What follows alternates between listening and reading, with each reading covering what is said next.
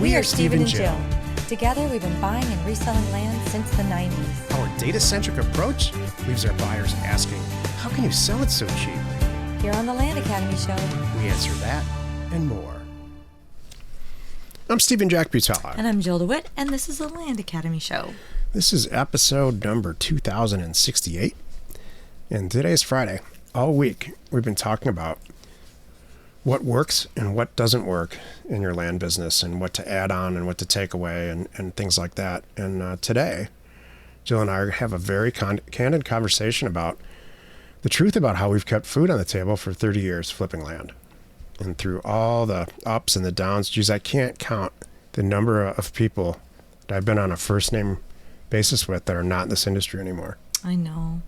Breaks my heart. Not because of choice, just because there's stuff that happens. They didn't make good decisions. They didn't plan for stuff. They didn't make good decisions. They're over leveraged, fill in the blank. Yep. Each day on the show, we answer a question from our Land Academy member Discord forum. Take a deep dive into land-related topics by your request. Okay. Daniel wrote, "Hi, Land Group. What's the best way to find a person to answer the phone and generate deals the way Jack and Jill do? I know I'm leaving money on the table with my current mailers." Well, this isn't me. Well, what's... You want to go first? No, go ahead, please. Please go ahead. So, the first thing I would do would be, well, if you're in a pinch, start with Pat Live while you're hiring. Like, don't wait. Get the mailer out. Get stuff coming in. Use Pat Live to screen the calls, and then you do, as best you can, call them back and create those deals and move forward. When you can, you come up for air and you're looking to fill in this piece, then I would first start with looking within the group. There are so many people in our group that are actually really smart and quick on the phone that are not the data people. They are more like me. It's pretty easy to put in, partnership one and in that area in Discord, like, I need a Jill yesterday, and watch how many come up. And then I would test them. Like, don't have 2 phone calls and go, now we're a team. I'd say, let's do a mailer together and see how it goes. And then go from there. At the end of every career path, I ask everybody, hey, individually, and we go around the table, did you get what you wanted or what you needed out of this career path? And one guy last time said, yeah, I did. Now I understand I need to find a Jill. And that was his whole takeaway from career path. And I'm sure he's doing great. Super bright guy. But some people need a Jack. Some people need a Jill. Yep. Very, very few times you have both talents. And then do you have the time to do them both? That's one thing too. So what if you're both good at it? Should you be spending all your time doing every single thing? I had Jill's job for years, and I didn't suck at it. I did okay, but once we got together, I did. Now I just took 10 steps back and said, "Wow, what if Jill was involved in this from the beginning? What would our yield be?" And that just it's very sweet. Yeah. It just, plus I don't like doing it. I like doing the data part. There is that. Today's topic, the truth about how we've kept food on the table for 30 years flipping land. Jill. I say spoken like an 8. I just don't like it. I'm not doing it. And I don't have to. I'm an 8. She's talking about the Enneagram test. Yeah, please take that. Yeah. I'm a 7. You and your spouse should take the Enneagram test and have a conversation. This is higher on our list because it's something that we do in Career Path. Because we want to know who we're working with. You need to know who you're working with. And then it helps you really evaluate, like this whole question today, about I need a Jill, finding a partner. Then you could probably, and you're a 1, so you probably need a 7. You're a whatever, you need a this. And if nothing more than, at least like I said, I know their personality. We came out of that both going, oh, now I better understand the person and why they think and why they react the way they do. I don't always love it, but now I have a little better insight as to where it's coming from. Here's not me. Here's a great example. Yeah. I think of the financial implication of every decision that Jill and I make first. True. In fact, before we're even done discussing whatever we're discussing, socially and professionally, I'm thinking about how much money we're going to lose or make, or what it's going to do to our balance sheet. And now at this age, our retirement scheme that I put together and all of that. And that never enters Jill's mind. Well, now it really doesn't have to because I have you. I know. I'm going to argue and say, hey. I'm not complaining. I do think about, do I like, no, I don't run around like with a black card like an idiot, kind of thing. Like, oh, Jack will say no at some point. No. She's never been irresponsible about money. No. Never. I'm not talking about that. I'm just saying, if both of us looked at the financial implication of everything first, it would be a pretty boring life. Thanks. There would be no flair. Where would we live? We'd never go out to dinner. We wear old clothes, and it'd just not be good. We'd be living in a 1962 ranch house in Arkansas that was handed down. Yep. From a grandparent, and I would be figuring out how to do my dry cleaning at home. Well, there'd be no dry cleaning. That's true. You would learn how to sew. There is that. I would darn all your socks. Not my socks. You'd make your own clothes. Or that too.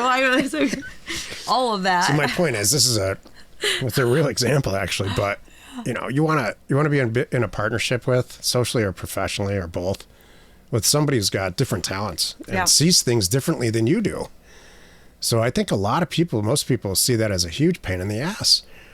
Like somebody's pushing back, but the fact is there's a yin and a yang to it, and it makes people successful. How many times have you seen a rock band break up, because they all hate each other, but they work great together and create some amazing stuff as artists. True. Then they go off on some solo thing, and it's the worst thing ever. And they're real loud about it. They say, "I'm finally getting to do what I want to do." Well, you should never be doing just what you want to do. You should always have somebody in your life that's putting some balance to it. I want the police back. The way it was. Just kidding. All right, so that's really more your band. But anyway, the topic about this, what is it about us? And I know a lot of people look to us as, some of the heavy hitters, patriarchs, or however what the right term is, you can help me here, in this industry. Because, heck, it's true. Everything we've done is because Jack figured this out on his own. Nobody taught him. Nobody helped him. He just figured this out on his own over 30 years ago. And then I was lucky enough to come in 16 years ago and have him teach me. I didn't figure this out on my own. I came in and he's like, here's what we're doing. And I'm like, I put my spin on it. And here we are today. And then 10 years ago, almost, in 2025, we did Land Academy. So there's a lot to be said for, our experience and weathering the storm. And you brought up some good points earlier too. It breaks my heart, but there's people we used to sit. Earlier this week we talked about going to auctions in person, and I remember meeting other people in the land space. There were not a lot of us. Yeah. 15 years ago. And maybe 10 people. Yeah, and we all knew each other, and who was working this area and who was working this area. It was really kind of sweet. And we'd meet up in auctions sometimes. We'd buy each other's property and help each other. Exactly. Yeah. Like our sweet spot back in the day was we knew how to buy it better than anybody, and that's because of his data. And then I would get the deals on the phone because that was just how I did it. I knew how to really get great prices. So we would come up with these amazing deals, and then we'd flip them to other investors. That was our whole bread and butter for a long time, and I loved that. I didn't really have to market anything. I would send out a spreadsheet to my platinum buyers list. Literally, that's what it was called. Yep, and all these other investors in our space would buy it from us, and then mark them up and sell them on terms. And I didn't want to do that. I'm like, we've done it, but I'm like, it's way more work than I want to do. We're making more money doing it this way. I'd rather just sell it to you, get the cash, and build up more versus these payments every month. So, but that was amazing. A couple things that we did. I'm trying to think, what we did that made us unique. So one, not only is who we are, part of all this, but one of the things that you set out to do a long time ago, and I think it's every time there's a downturn, I'm grateful, is because you said we're not borrowing $1. That was one thing along the way is we didn't, and even back then we didn't even have, equity partners. We bought what we could afford and saved it up. And so when there was any downturn in anything, I had stuff to sell. It was paid for. That's, for me, one of the main reasons we kept food on the table for decades. That's my number one. Paid for property. Maybe, I'm not selling it for what I thought I was going to sell it for, but I'm still making a profit. And it's all going to be just fine. Leverage is one of those things where if you bring it up in a room full of 10 people, 10 people are they're going to get 10 ideas and 10 pretty strong opinions about whether or not to borrow money, what to borrow it on, if it's associated with revenue, if it's a primary mortgage, and on and on and on. So, or should you ever have, educational debt. And so, but our rule has been, we have absolutely no debt ever. All right. That's it. And right now, including a primary mortgage on a primary residence. So that's taken it a little bit far, I think. But it's saved our ass so many times that it's just, not so many times. Every time there's a downturn, like we're in a downturn right now, it's harder for all of us, including us, to sell some property that's sitting on the market. Mm-hmm. And so we had, in the past, like in 2009, 8 and 9, it was terrible. Jill came in, and I thought the business was over. She came in and got on the phone and bought some property and sold a lot of the property that we had when I was sitting around saying it's over. And I started to realize that that type of dynamic personality is essential in success. So her personality has kept food on the table and gotten us out of a couple of jams pretty seriously, where, thank you. You know, when she would come to me and say, how can we price this? I know we're going to lose money, and I know it kills you, but we got to do it to keep moving forward. And by the way, and this is how she knows this is how to get me. I've got these 2 acquisitions lined up that are worth, we'll make it up. We'll make it up. We just got to move some stuff around. Yep. And so the partnership that I have with her has kept food on the table pretty seriously. Having no debt, seriously putting on the food on the table. Jill and I have been, I'll say this, in social relationships in the past before we knew each other, where they were not on the same team. True. That building an empire, a little mini empire, land empire, was not in the cards for them. Right. They loved their little jobs, and that was it. When we got together, that changed pretty dramatically. So our relationship has kept food on the table. No debt has kept food on the table. A big thing that I learned the hard way, this is number 3, is having a single point of failure. So we have now a lot of property that brings in rental income. When you look at it financially, just standalone financially, it doesn't make sense. But it does cash flow, and it sits there and has value. Could we use that money to go do a minor split and put up mobile homes and make way more money? Yep. But it's also more risk. So I do, when to say when. I've seen many, many people come to me with tears in their eyes, mostly social, saying, all I had to do was stop doing everything and live off the money that I made in 2007, but I didn't. Yeah. I wanted a bigger house, or my wife wanted a bigger house, or whatever. Those are tragic. I went and borrowed a bunch of money to expand my business when it was just doing just fine. Mm-hmm. I have another thing to add on the list here is you and I don't know we won't give up. We're dogs with a bone. We're going to make it work. We don't, whatever it is. And that's what I've learned over the years, that I don't care if truth time. I haven't talked about this in a long time, but we have tested other businesses all while running our land business. This is what's so funny.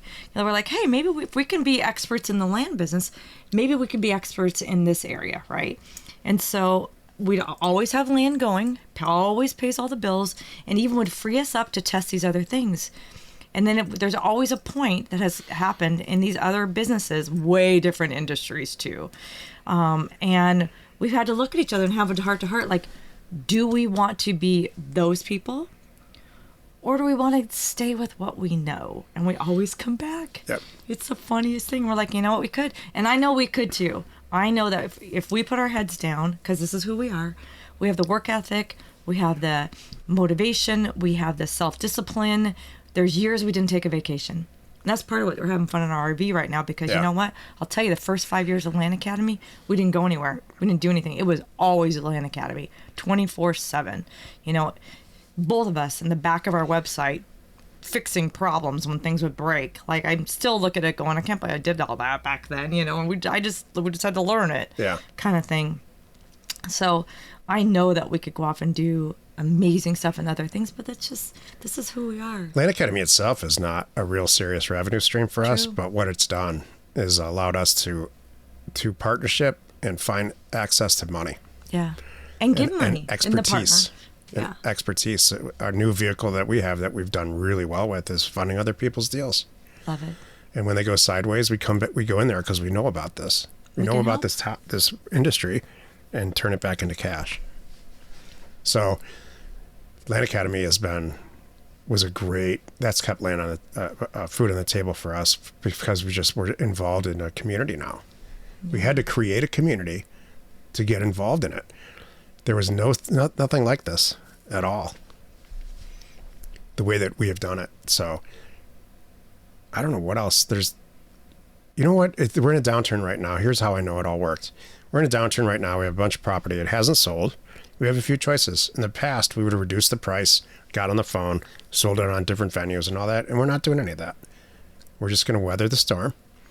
And it'll all come back. Mm-hmm. Probably come back in early 25 when this election's over. Yeah. I'm not worried. I'm not worried. That's the funny thing. I'm not worried at all. That's it. If you take away nothing, I hope you take away the little nuggets like, okay, don't borrow money. Check. Don't do, now don't borrow money is different from getting a partner. It's okay if you have a partner and it's their money and you're doing this together and Correct. you're going to do this venture and it's going to pay off in 90 days or when the spring, thaw hits. That's a whole different thing. But going and getting a loan at a bank and all that stuff, don't do that. Finding the right person, great. Right attitude, work ethic, and just putting your head down. I hope you take all that away from this. Make those good decisions. And, aligning yourself, like he said, with a community where they've been through it. They know what they're doing. They'll help you out of a jam. That's us. Happy to help.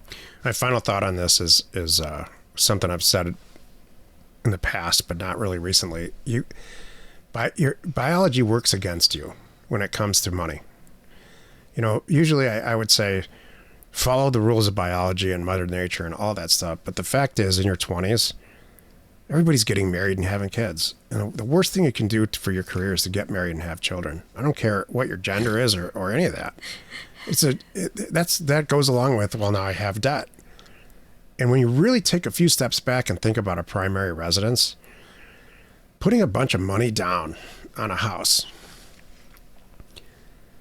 and then having the lender allow you the privilege. This is after you gave them a bunch of your money, after tax money.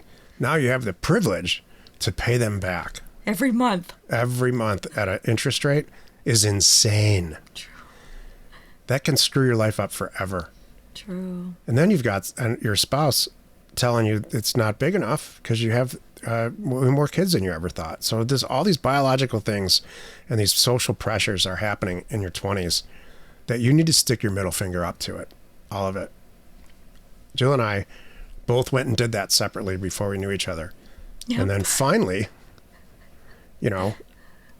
after we came to our senses, luckily, early enough, got together and said, this is ridiculous. This is not what I want. I don't want any of this. Yeah. I want to be rich. I want to be really wealthy with no debt. And I want to do it with somebody who's got the same kind of, the same opinion where it's not like pulling teeth. I don't need a new car. Really, ever. Certainly don't need a new house. That's crazy. A new house is crazy. You mean brand new? Yeah. Oh, yeah.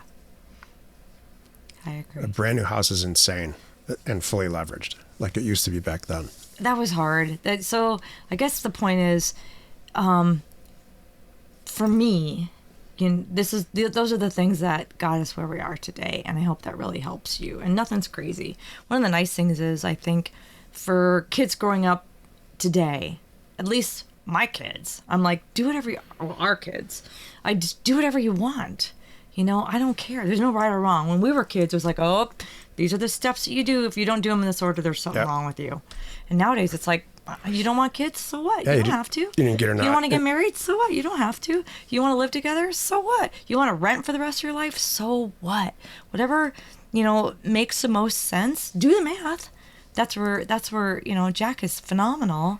Oh my gosh, overkill phenomenal, which is really, really good. He'll run 6 scenarios. Anything I come to him, if I ever have an idea about, it's usually a personal thing that I want to do.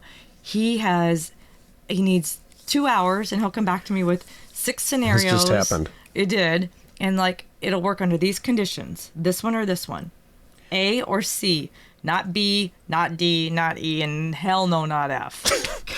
You make these life decisions. I don't care if it's having a kid or buying a car or buying a company. It affects it affects 19 things. So the first thing I do is here's our existing balance sheet, and here's what it's going to look like after this decision. Even if it's having a child, or buying a new house and keeping the old one and renting it out, or selling the old one, or whatever it ends up being. There's a cause and effect to a lot of stuff. When you have 6 balance sheets sitting in front of you and somebody who's on your team, you can start to make data-driven, good decisions that will help you retire faster and, give you the freedom. We're all in Land Academy to get the shackles off, the W-2 shackles off, get back control of our time. And unfortunately, Land Academy is not going to help you make a decision about what you should do about your non-compliant spouse, if that's what's going on. That's funny. Although that comes up in land gals. Does it? Yeah. Once in a while. Wow, if we had land guys, it would be a disaster. Oh, yeah. I Drum banging, can't even gun toting. imagine. Yeah, most of the land gals, it's like our husband said, "Go, baby, go." I'm out of your way. I'm sure if the land men version, It might not be that. Like, how do I get this weight off my whatever? You're the best. You're hilarious. We should probably pause there. Join us next week for another 5 more interesting episodes. You are not alone in your real estate ambition. We are Jack and Jill. Information and inspiration to buy undervalued property. We hope you found our content valuable and we appreciate your support. If you have not already, please check out our channel and hit the subscribe button. And your comments and suggestions help us to create the content you're here for. Hitting the like button helps to support our channel's algorithm and gauge your interest for future shows.